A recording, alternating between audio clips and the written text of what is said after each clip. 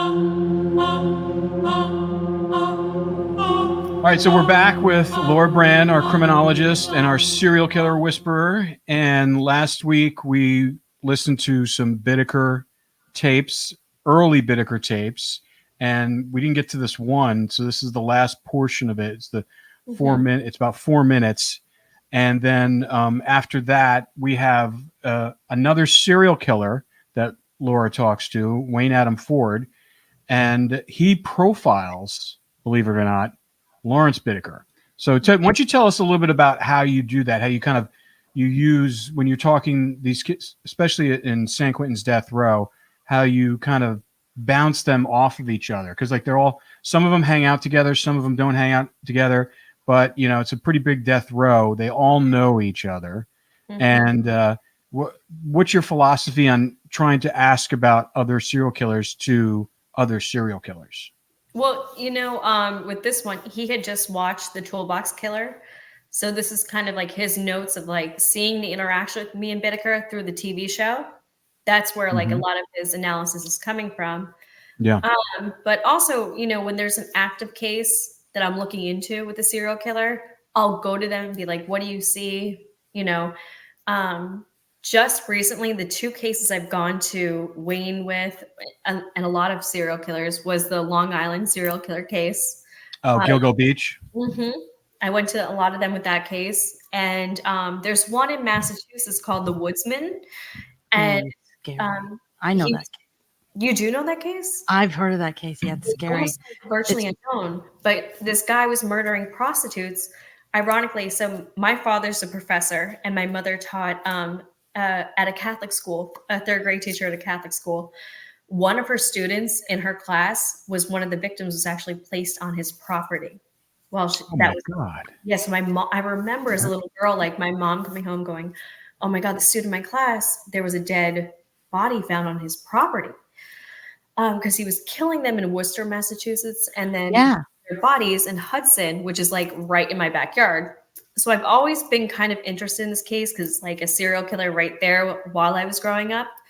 And this one guy has been convicted on 1 rape and murder in West Boylston that they believe is the Woodsman. But just recently I've been hearing from friends from like high school and stuff that the quote unquote Woodsman has resurfaced and that prostitutes started dying again. So it's actually kind of gotten me back into the case. And I actually kind of want to go interview the guy that they believe is the Woodsman in the max security prison in Massachusetts. It's just kind of one of those things I've grown up with. And I've looked at some of the things about, the resurfacing. And I mean, it is prostitutes. It's similar. Yeah. Because Wayne Adam Ford, that's what he did. He wasn't he a trucker up in Santa Rosa area? And he killed prostitutes, which Gary Ridgway did too. And when I interviewed Robert Keppel, did I say his name right? Yes. Yeah, Robert Keppel for My Uncle's a Green River Killer. And well, tell people who Robert Keppel is. Well, I don't think everybody knows who Robert Keppel is. He's an icon, but he interviewed Bundy. He's known for Bundy, but I mean, how would you describe him, Laura? I mean, he's a genius in his field. Yeah. I think he started off as law enforcement, but he came up with the idea for VICAP of tracking them, kind of going from state to state, which is what Bundy did. So he was kind of like, a trailblazer really in the field. Absolutely. Yeah. So you wanted Wayne Adam Ford to kind of talk to you about this guy, the Woodsman, to see if you can figure out or... Well, no, I did go to Wayne about the Woodsman, but this is the tape we're going to play today is about Bittaker. Got it. After he's watched the Toolbox Killer, him kind of weighing in on what he saw with the interaction with Bittaker and I. Like a lot of the serial killers at San Quentin Death Row, they know we're talking or they might see us in a cage together, but they don't get to see the conversation, Got it. firsthand. So the Toolbox Killer kind of gave them all a look into my relationship with Bittaker. And every single one called me and weighed in on, what they saw in the show and what they thought. And this is kind of Wayne's, version of what he saw, what he thought. And he's pretty on the money about everything. Mm-hmm. It's a pretty common thing to do. So, like I was saying, Robert Keppel had done this with Ted Bundy when they were looking for the Green River Killer, and it was the same area. He was looking for any kind of similarities to their technique or to their MO, and apparently they do this a lot. Well, it makes sense. Why wouldn't you go to a killer to find a killer? Yeah. I mean, it's like they're in that same ballpark. They're in that same mindset. They're the compulsion is all the same. So that's really interesting. And then what about the other serial killers that weighed in on there? Was it all pretty similar, or did anybody tell you something that you didn't know about these? They all heard like Bittaker crying and stuff, and they all said that was real. And I had asked them, I go, how do you know that was real? They're like, and they all had different reasons for that, but they were like, that was a genuine, authentic, when he cried. Emotion. Mm-hmm. That's so interesting. Like all of a sudden he has an authentic, genuine emotion. Mm-hmm. He couldn't have that emotion when he was torturing these girls, so he could stop. Well, when your heart's, about to go out, I guess that's when. Maybe. Yeah, you're about to meet your maker. The real emotion. Yeah. Maybe you find a heart when your heart's about to go out. I don't know. But okay. All right, let's play this. Let's play this one with Wayne. This isn't Wayne Atwood. This is Bittaker. The last 4 minutes. By the way, I just want to say I did bleep out what you're about to hear. A couple of bleeped out parts. This is out of respect for the victims, because what Bittaker did and said in that van should never be out there. No. It's horrifying. All righty. Poor girls. She wasn't in a catatonic state, in the fetal position in the corner, and you didn't come over to her with the toolbox while she. Roy claims she was. Oh my God. I mean, I bleeped out what I was asking him and what he was saying back to it. Okay. Should I keep on playing? Is there anything where it's not beep? And it'll start again. I just didn't want what I said. But he responded back on there. Okay, so when you were with Gilliam, this is when you and Roy started taking all these photographs of you and Gilliam, right? Well, I took this one, I think, of him, and he didn't like it. He slowly burned it. Yeah, he was from the rear of him, and you could see he was cast on his ankles. So he didn't ask you to take the picture of him. Is it because he thought that you were going to use the picture as blackmail? No, like, he having evidence of him doing something like that, I guess. Well, yeah, Larry, that is blackmail. Okay, so did Roy take any photographs of you? Oh, yeah. Yep, several. Yeah, several. I would direct him and look at him, and maybe change the pose. So you were literally directing the entire scene? It was originally one of the idea for getting into that at all.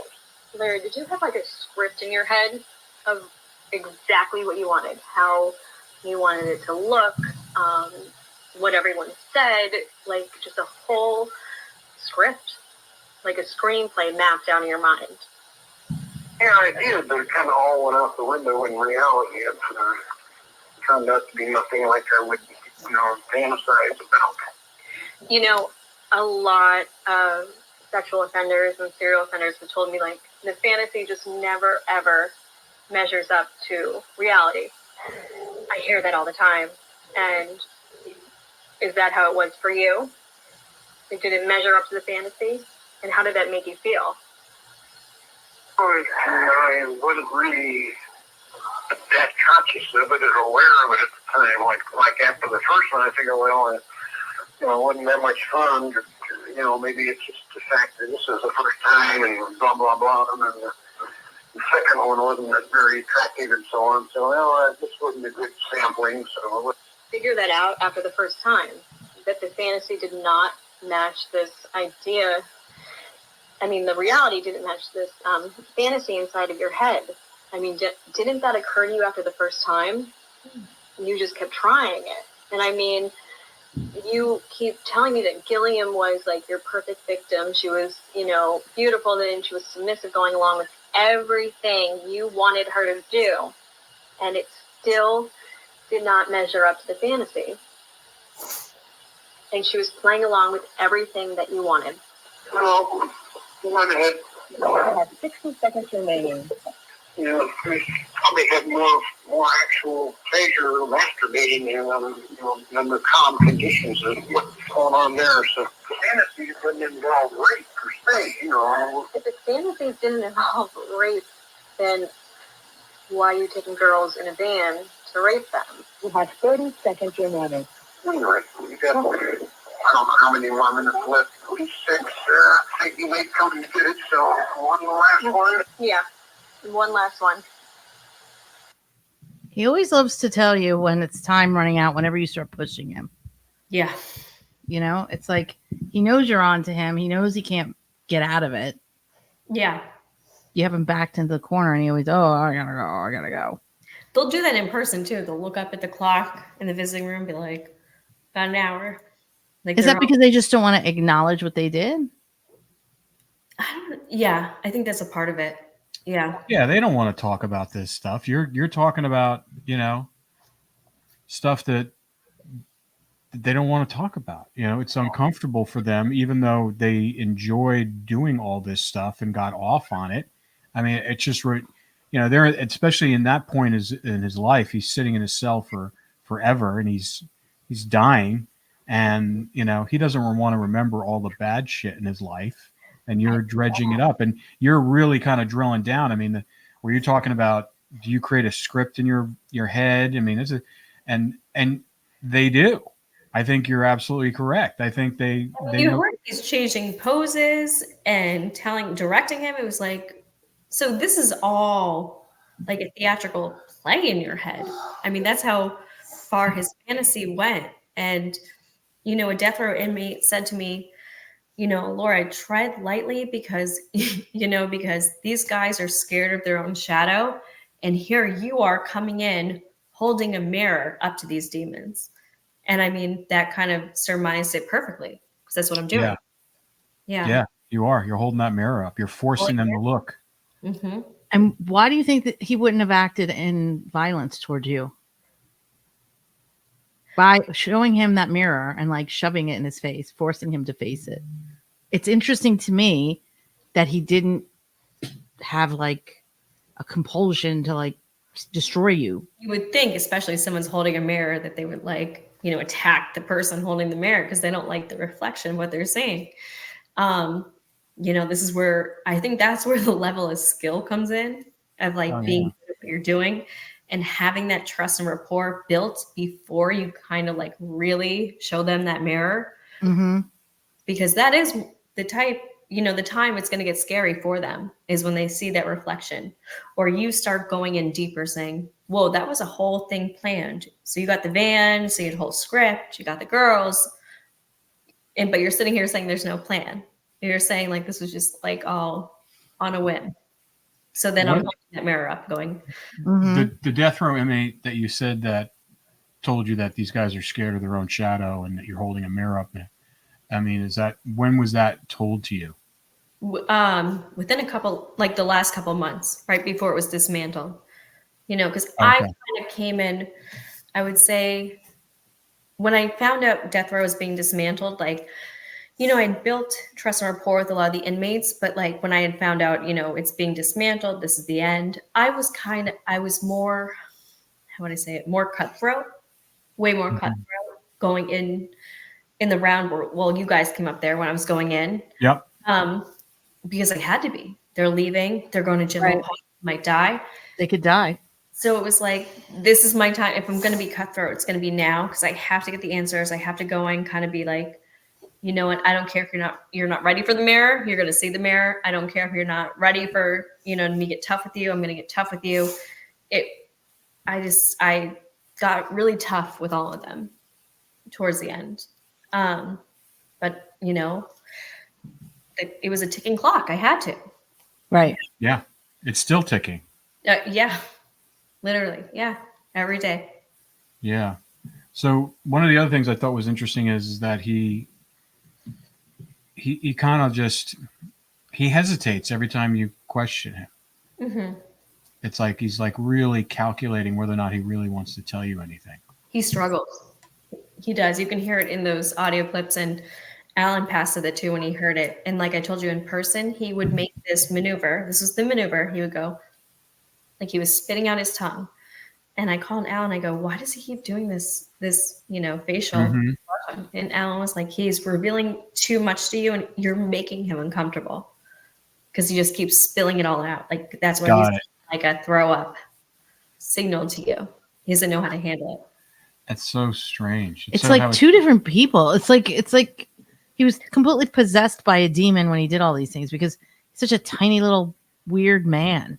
Well, you know what's crazy about you just saying that is when I read the reports, so in the appeals, they actually tracked down all the extended family, like the attorneys do. So I had the reports of the bio mom and the bio mom who kept her 4 kids and reports from them. And what was interesting is the oldest sister she kept 4. So she had Larry and Charles. Those 2 got, out for adoption with the aunts and uncles, right? Mm-hmm. Then 4, it was the oldest sibling, the girl. She was born after Charles that she kept. And she wrote that her little sister and her mom almost had like a split personality like that. And it was very interesting. And even like the attorneys noted that like it was very similar to Bittaker too. So I don't know. They had wondered if the mother and the little sister had bipolar, if possibly that was maybe why Bittaker almost seems split at times, It is strange because even if you look at Dina, who is in episode 2, he looked at Dina as pure. Like but then he still wanted to kill her, but she was pure. And it was like he looked at different girls, I noticed, as like pure or impure, which is very like split, Yeah. Yeah, but wouldn't you have to have a split personality to be a serial killer, especially to function? I mean, he was functioning in society. He was going to a job, people at his work. I mean, did they know he was a serial killer or they just think he was kind of weird?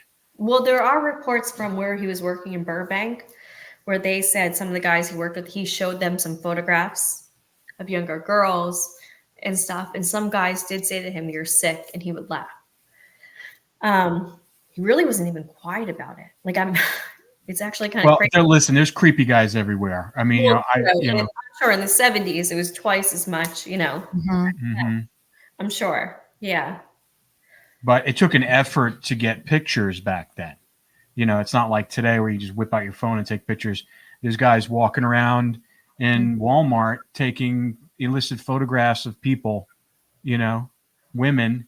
They catch them all the time. There's, just the creep level is just, it doesn't go away. Creeps don't go away. Right. But, I would think that anybody who is there any serial killers who don't have a split personality? I think they all at least can compartmentalize to a degree where it almost seems split. If it's not split, they're able to compartmentalize to that degree where it almost seems that way, because they really do. It's almost like the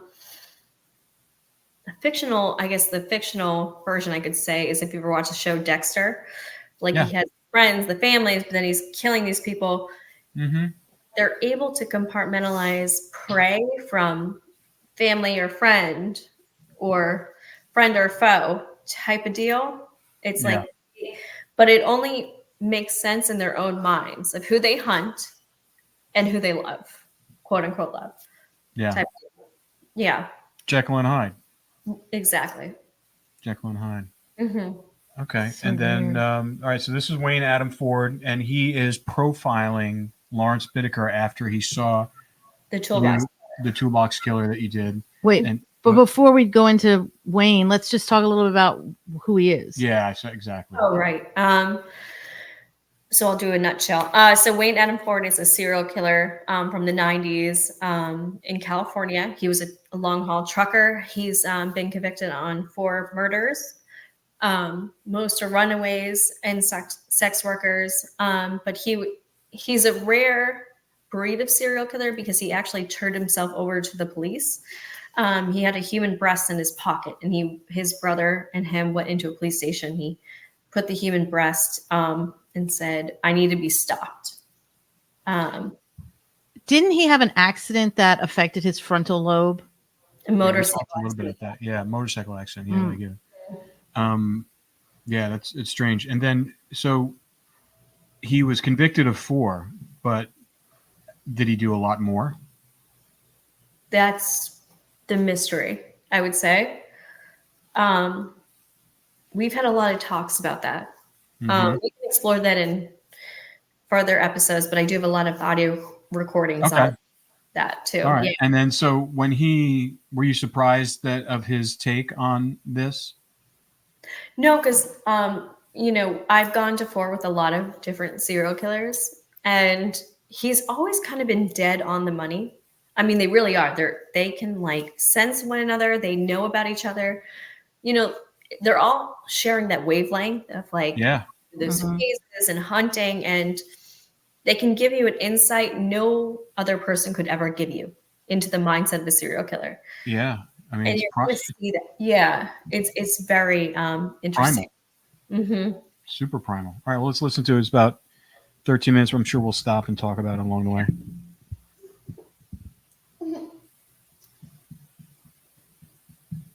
Will be monitored and recorded.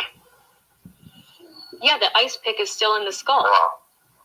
Well, they found that skull. No. He did that to multiple. I see. Well, that was another thing in his story that told you he was lying. Because he said that he stuck it in there and thought it would be a quick death. Well, if that's true, then why did he keep doing it when he knew it wasn't going to be a quick death? Exactly. Yeah. Well, Yeah. so that part of He his knew story initially was that just, he was a different person in person when there was no recording on too. oh, sure. He was a totally different person with me. Yeah, well, That's why I'm excited for the book. This is my chance to actually tell the real story and like what really and what he really was like. Yeah. Thought you were very personable. Thought you made a great post. I didn't like red. I mean, Jabba the Hutt with red hair.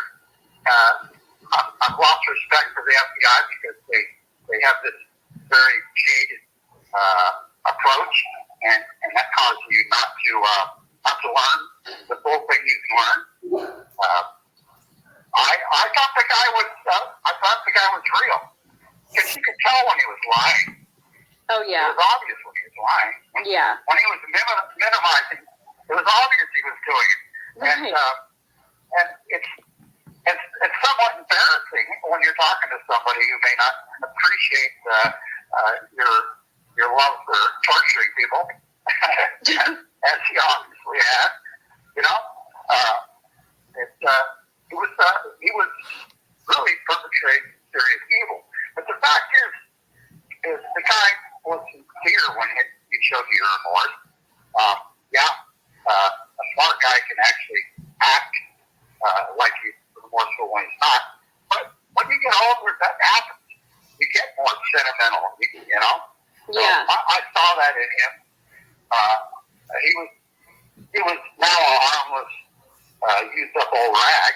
I mean, in his earlier time, he had champagne tasting up your budget.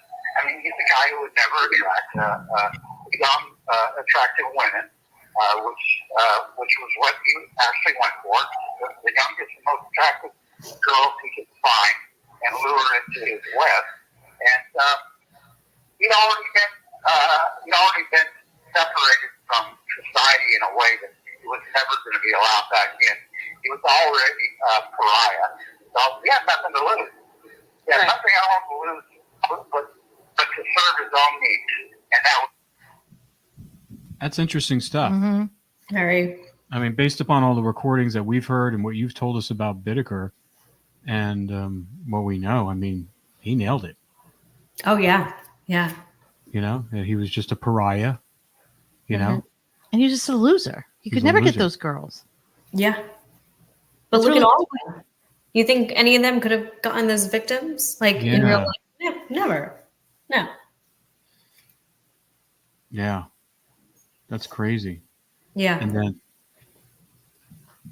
that, because Wayne Adam Ford, I mean, the first time I saw him, he looked friggin', I mean, when we were recording with you and you were doing that Zoom with him, he's friggin' scary looking. Mm-hmm. I mean, he's scary looking now, but yeah, he looks like a Yeti.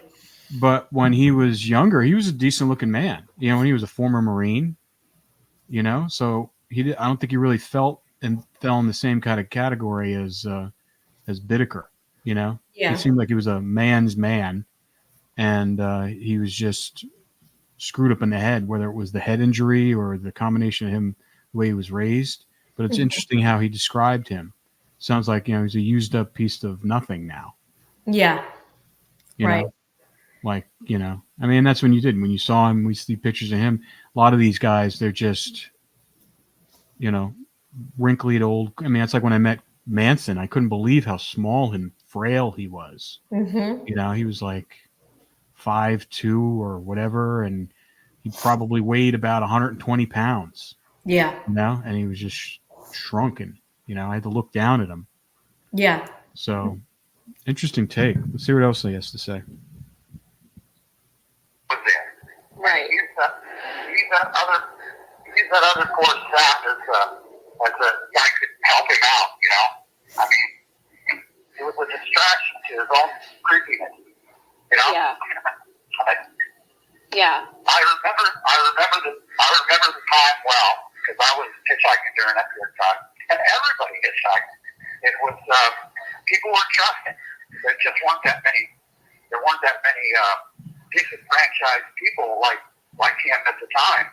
People were still accepting of other people, but society has become very, very unaccepting of differences since then, and that's why there's a lot of serial killers out there undiscovered so far. And for every one that's out there, there's 1,000 of them that have crossed that line. So, Well, that's interesting. There you go. Mm-hmm. That's what you've been saying, And, probably, the FBI statistics, and what they say, there's probably 200, 300 active serial killers. You know what's funny? This is what I always tell people, read the fine print, because the FBI says there are 50 serial killers out there. But if people read the fine print, that's at any given second, there are 50 active out trolling right now in America. Yeah. There are 50 right now on the street trolling, hunting for a victim. Mm-hmm. That doesn't mean the totality of serial killers. The real estimate is about 5,000 or more. And, he said that right there. He goes, and for every, how many there are out there, there's another 1,000 or so that are just on that line who just haven't jumped over that line yet, that, that are basically mentally they're serial killers. They haven't committed yet their first murder, but they're going to. Yeah. It's an active fantasy. They're probably out trolling, in the fantasy, phase of it. And it just takes one little stressor for them to cross that line and to go into that. Yeah. Yeah. Here's some more. I really enjoy. What's that? I was going to say, what do you mean hasn't crossed that line?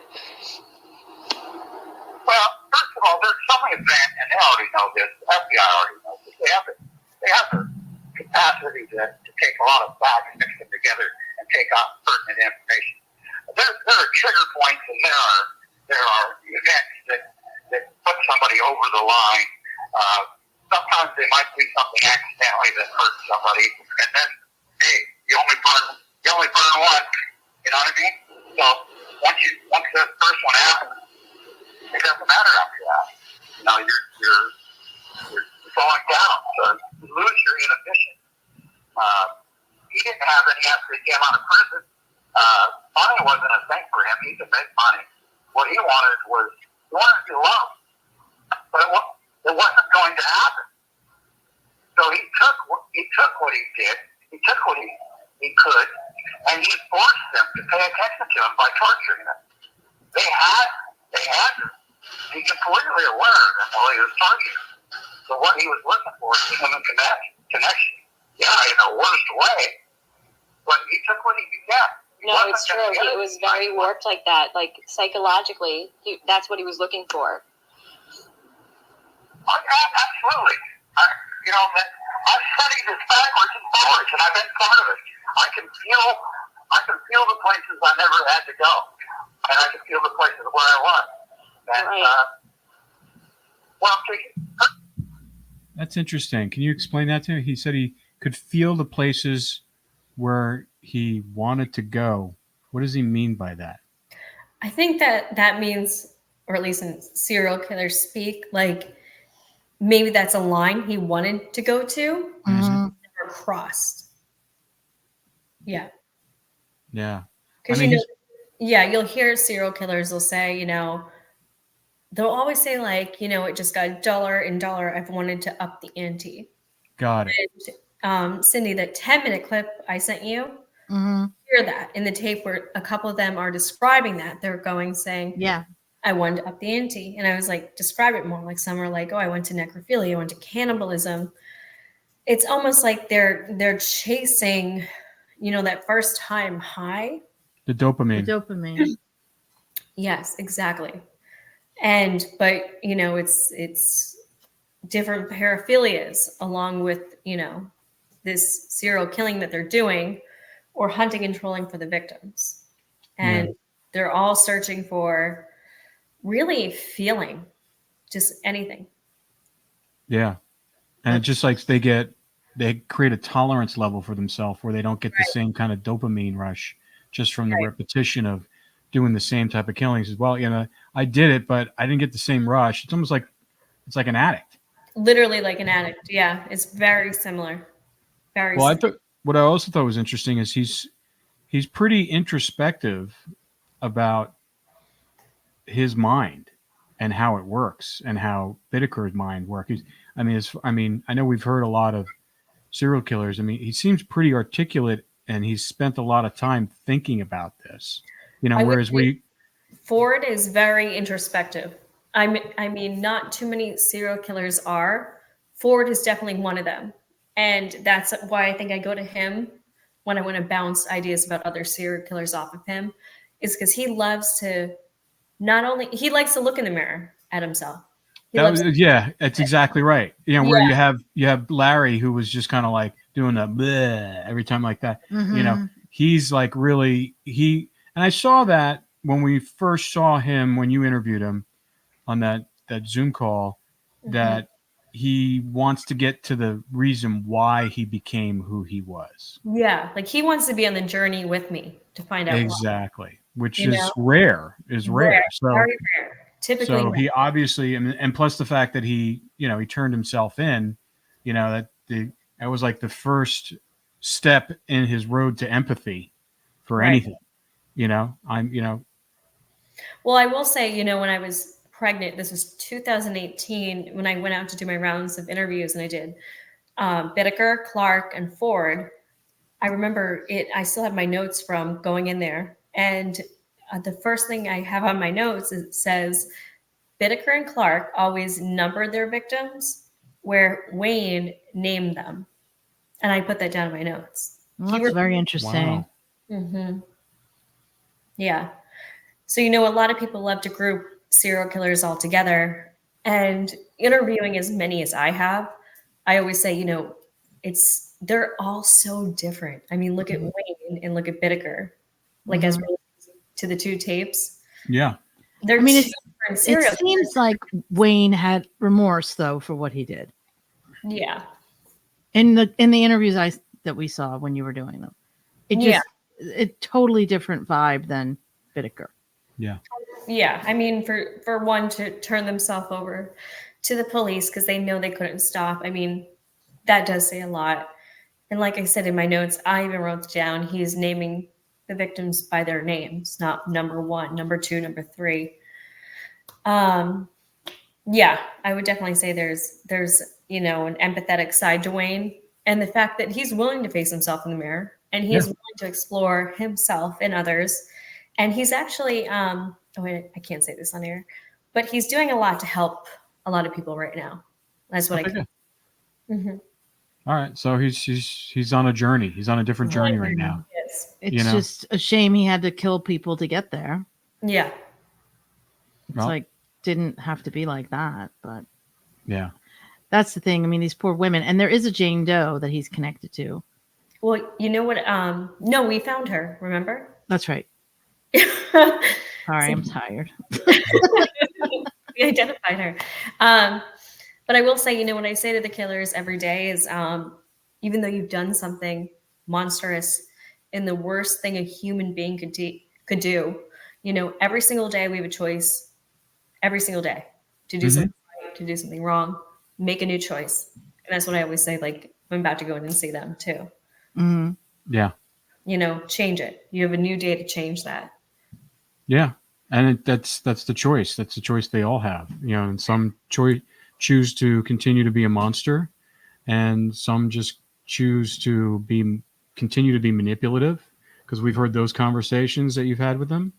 And then you have someone like Wayne who uses this opportunity for introspection and maybe doing something better with his life and helping others. Trying to create at least something good out of whatever they did bad on this planet. I would say bringing light out of darkness. Yeah. Yeah. All right, cool. Let's see what else he has to say.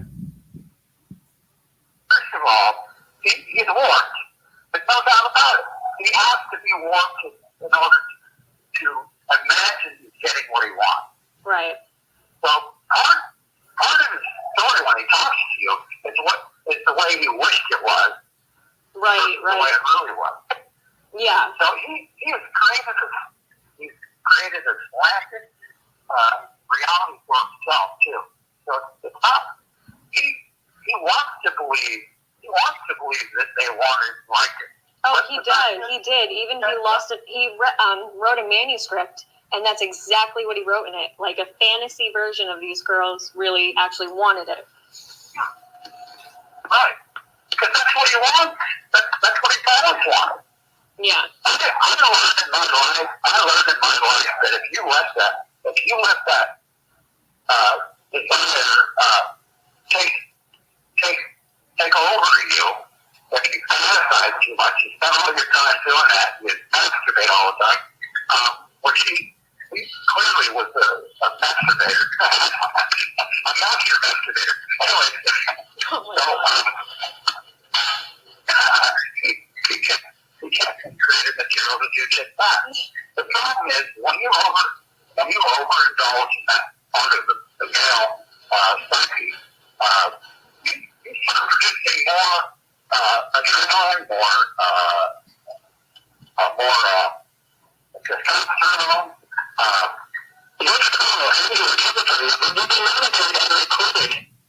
So he basically just said what you said as far as the tolerance level. It says when you start accessing that part of your brain as a man, yeah, you have to keep on upping the stakes, generating more testosterone. You know, whether it's they're doing it, you know, they're starting it with pornography, and that escalates into something else. It desensitizes them. Makes the human an object as opposed to a living, breathing thing. And that's a big problem with pornography in general for people who are addicted to it. Is like they and I would imagine, because like you said, he's talking about the testosterone. It's the one common trait, the one drug that all these serial killers have that female serial killers don't have. Right. They don't have the testosterone. That's the fuel that fuels a lot of things. Fuels violence in men. It's just that thing that they access when they need to for fight or flight. But if there is no fight or flight and it doesn't get used, it can be manifested in a real sadistic way. Yeah. Where some people well, I think it was Ted Bundy who said, stop burning Catcher in the Rye, start burning the pornography. Like that's the root for everything, the cause. So is that what Ted Bundy said? He said, stop burning Catcher in the Rye and stop burning. Yeah, stop burning Catcher in the Rye, start burning like the pornography and stuff. Yeah.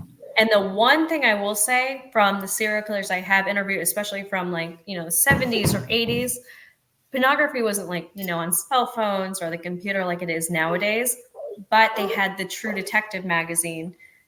And every single one has reported they used to look at those True Detective magazines. And I've ordered one from the 70s to like look into it. Mm-hmm. And I mean, it's all violent. The girls are all bound. It's very sexual. And it's almost like S&M porn from the 70s in a magazine. I guess that was just the magazine at the time, the True Detective. But yeah, it's pretty violent. And it's not, I wouldn't say it's porn, but it's almost like a gateway into it or what. Yeah, it's part of the fantasy. It's part of the fantasy. And, Right. and you had to make an effort to get those things. It wasn't like today it's at your fingertips, right. Everything at your fingertips. You had to go somewhere. You had to find an adult bookstore, which is usually on the seedy part of town. Right. And, because you couldn't even order it through the mail. I mean, the only things you can order from the mail were like Playboy, I think. Or Mm-hmm. I don't even know if you could have done that either. Yeah, when I just went up to, Northern California with Rob to look into that case that we're looking into. Yeah. We talked to this woman who owned a general store in this tiny, tiny town. And I was asking her about him, and she goes, Laura, the only thing I remember is he would come in for hours and looking at this these gross magazines. I was like, what was the magazine? And she was describing it. I go, was that you mean True Detective? She goes, that's it. He would come in and look at the True Detective magazine for hours. Yeah. So this magazine, the True Detective, I guess back then was like literally like, I guess, a serial killer porn from back in the day. Mm. Mm-hmm. And I'm sure they didn't realize what they were doing. It was like this. Yeah. It was a dog whistle for serial killers. Yeah. I mean, really, because I mean, that's what you're saying. The girl's bound and, just bondaged up, but in lingerie. And it was just like, Yeah. Yeah. All right. Here's Wayne Adam Ford again. Because of the amount of emotion involved on both sides, his and the victim, that he retains a very good memory of what happened. Emotions are really a strong factor in memory. And so the more you involve your emotions, remember in the show, right, when he was talking about the first murder victim and how detailed he got with it? Yeah. He's already emphasized all these things so many times. And then the problem is while you're doing it, it's not as good as you think it would be. Right. It's never up to the always it is never, but this guy explain to it's hard to hear him. So what is he trying to say? He's saying the memory, like his memory recall of the crimes was so good. So when Bittaker, Laurence. Yeah. And then he goes into him saying, but you could tell, a lot of what he said was how he wanted it to be. And I said, well, yeah, that's the fantasy.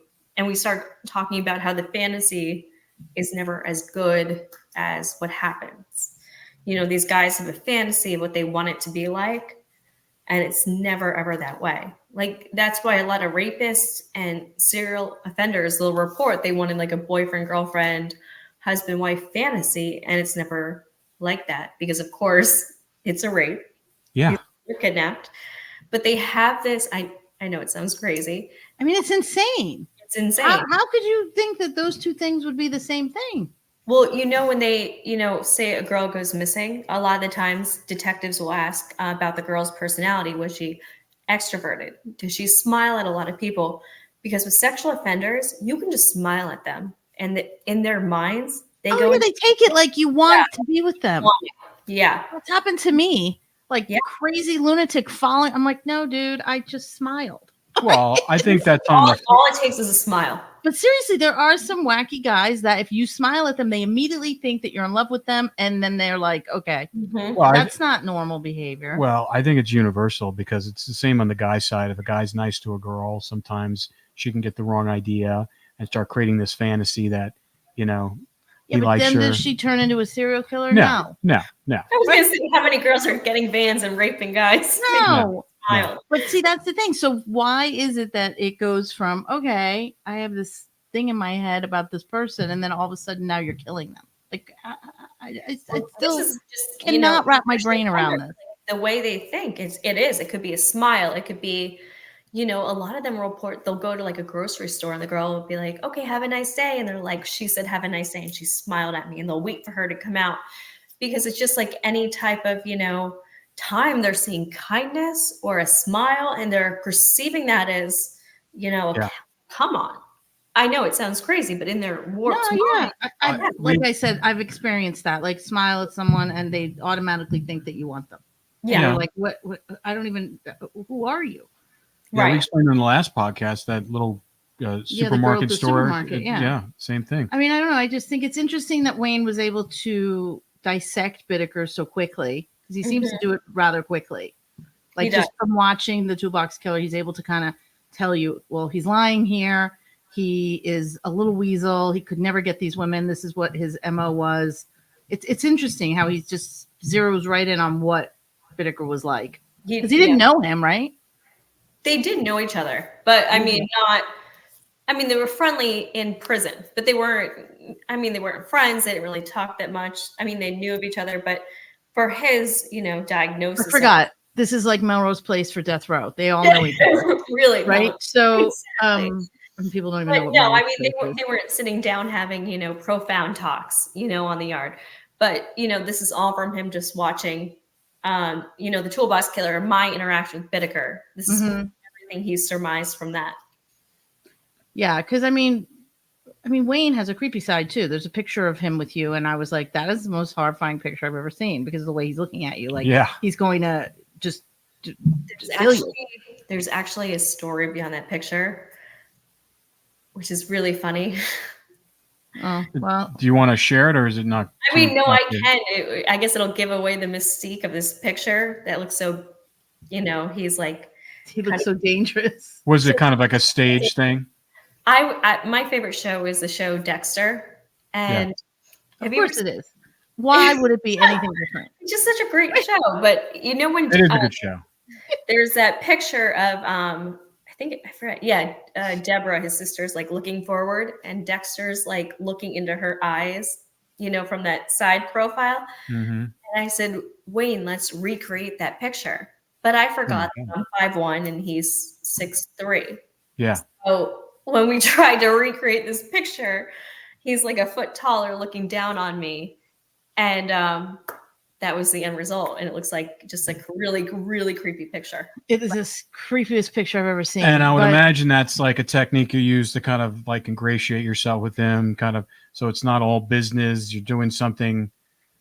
Yeah, because it's awkward. Fun. Like, Rob, you've been in the cage when they come around with the pictures and they're just it was bizarre. You posing weird. with like, why did you two come out with a picture? They do it. Like, what's a it's picture? like, what are you like? Is it a zoo? Like, what are we doing here? It is. It really is. It's it's very bizarre. It's a human zoo. Let's just remember what these people did to get there, though. That's the part that really bothers me so much, is the pain and suffering that they cause, not only the victims but their families, right, and their communities, and the poor victims that suffered. I mean, it's horrible. I just think Bittaker was the most sadistic one to me, besides the other one that we're working with right now. I was going to say, I think it's besides him, it's like a race between those two. But Bittaker is terrifying because of the white van, the things that we grew up with knowing as little girls, like never go near a white van, never go near a van. We were at the mall today, and we were at the mall today, and I had to park next to a beat up white van. I'm like, don't park there. Oh my God, don't park next to the van. He's like, I'm right here. No one's gonna bother. There's no other parking spaces, so it was like I had to park there. But she was like, white van. Well, one of my best friends, her daughter's now 13. And like, we'll go and pick them up and like bring them to the mall. And I'm always like taking her and her friends, and I'm like pointing out the white vans. I'm like, don't walk beside them. And she's like, stop, you're scaring all the kids. Well, yeah, you have to. Because you walk by a white van or a van and they open the door and they take you. Exactly. Don't go near them. Just in the time that we've been on this podcast, we get crime alerts in our neighborhood, and there's something happened like someone got attacked right in front of a supermarket. Yeah. And we live in a really nice neighborhood. Yeah, so it can happen anywhere. But I think what's interesting about, I mean, when I interviewed Robert Keppel for the Green River Killer, and he did talk about asking Ted Bundy all these questions and things to kind of understand the mind of a serial killer. And if you don't know who Robert Keppel is, Google him, look up his books. He's a genius in the field. Yeah, he's passed on. But he was a lovely man, and I interviewed him for the show. And he was like one of the first mine hunters too. Yeah, along with John Douglas. He was in that category. I think he worked for the FBI, didn't he? No, I think he helped them. But what's his book? I'm blanking on the name of his book, but it's something Motives. Anybody who's interested in the field, read that one. It's one of my all-time favorites. I read it like 5 times. I mean, it's brilliant. The book is brilliant. I mean, I highlighted copy because I'm still going through it. I mean, it's one of the best out there. But I think it's interesting. I mean, to ask these other serial killers to profile. I think it's important if you can get them to talk. It is. And if you can kind of figure out the mindset of someone and learn from them, I mean, that's huge. That's huge. You're getting their game plan. You're getting the way they think. I mean, that's how you catch these guys. That's how, that's why they started the profiling unit at the FBI. They realized that they got to study these guys to, because there's repeated behavior and it's similar, which makes sense because we're all humans and we do the same things. And there's copycats and guys who are doing this.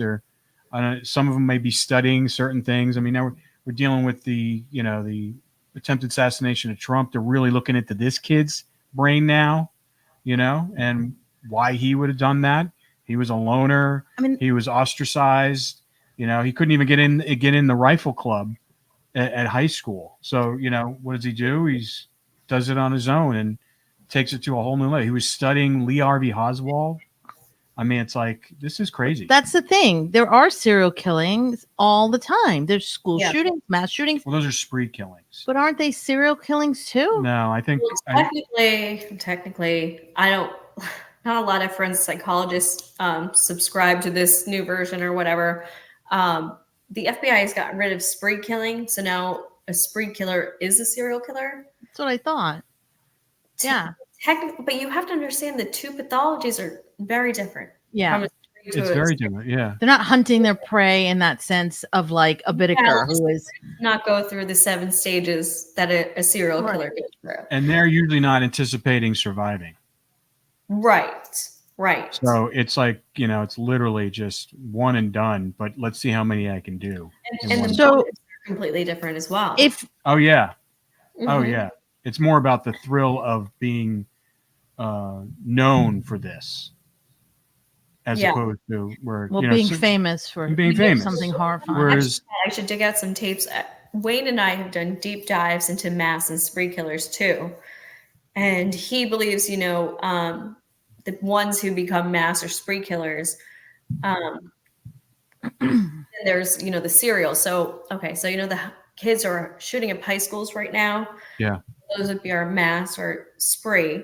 But the ones who don't commit those acts right now in high school age, the budding age for a serial killer is the age of 27. So the ones who kind of want to keep going and get away with it, more methodical ones, their budding age is going to be at 27.